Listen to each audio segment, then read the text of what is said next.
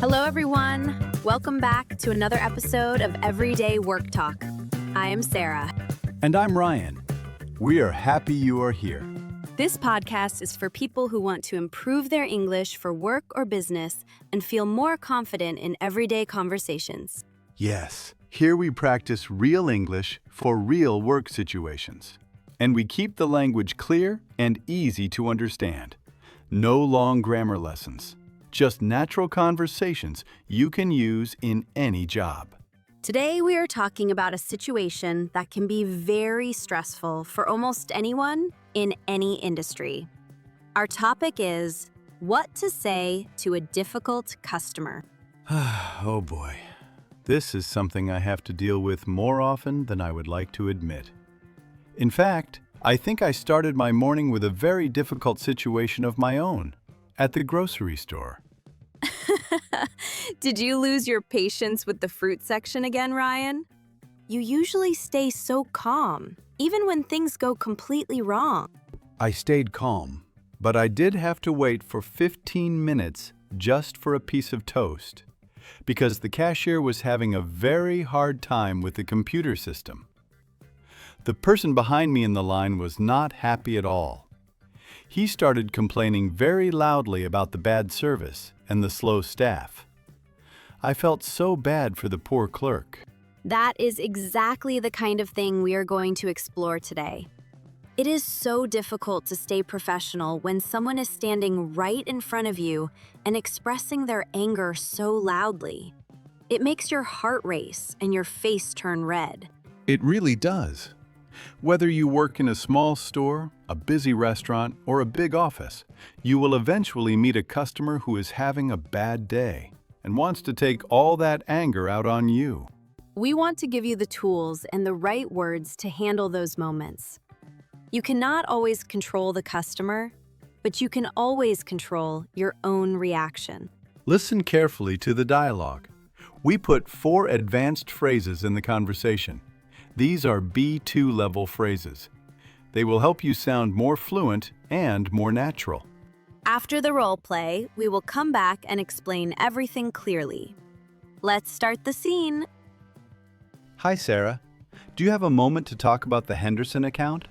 I just finished a very long and difficult phone call with him, and it was quite a struggle for me. Hi, Ryan. Yes, I actually heard some noise coming from your desk area earlier. I was wondering if everything was okay because Mr. Henderson is usually such a very calm person. What happened today? I think he is under a lot of pressure from his own manager right now. He was calling to complain about the small delay with his new office equipment. He was very frustrated, and he was not being very polite or patient about the situation. I'm very sorry you had to deal with that. I know he can be quite demanding when he is stressed, but how much of his rude language did you have to put up with before he actually stopped to explain the real problem? It was pretty bad for the first 5 or 6 minutes. He was just shouting about how our company is failing him. He wouldn't stop talking for even a second, so I couldn't even get a word in edgewise to tell him that the equipment is already on the delivery truck. That sounds incredibly frustrating and exhausting. It is so difficult to solve a problem when the other person simply won't let you speak. Did you manage to stay calm during all that noise and anger? I did my best. I just took some deep breaths and waited for him to run out of energy. I knew that he was just acting in the heat of the moment because he was worried about his own deadlines. I didn't take any of his insults personally.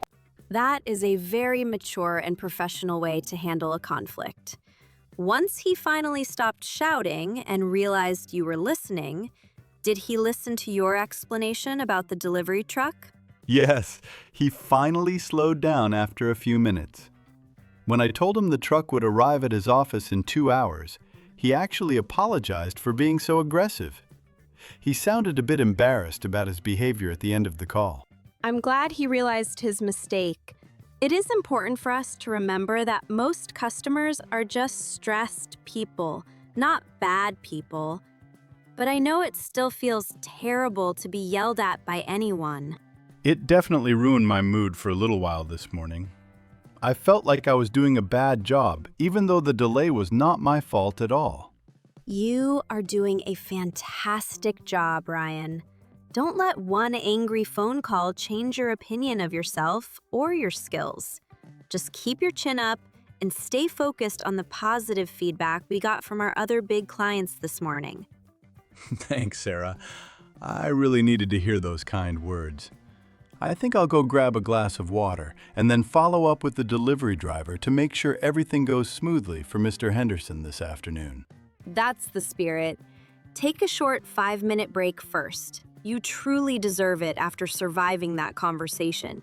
Will do. I'll be back at my computer soon to update the notes on the account. We are back. Wow, Ryan, you really have a lot of patience. I think I would have been much more upset if a customer treated me like that during a morning call. It takes many years of practice, Sarah. I've learned that getting angry back at a customer only makes the situation 10 times worse. But now, let's look at those 4 B2 phrases we used in our dialogue. The first one was put up with. I asked Ryan how much shouting he had to put up with before the customer finally calmed down. This is a very common phrasal verb in American English. It means to tolerate or to accept something that is unpleasant, annoying, or difficult without complaining. You can use this for people, for difficult situations, or even for things like the weather or noise. For example, you could say, I love living in the city, but I can't put up with the constant traffic noise outside my window at night.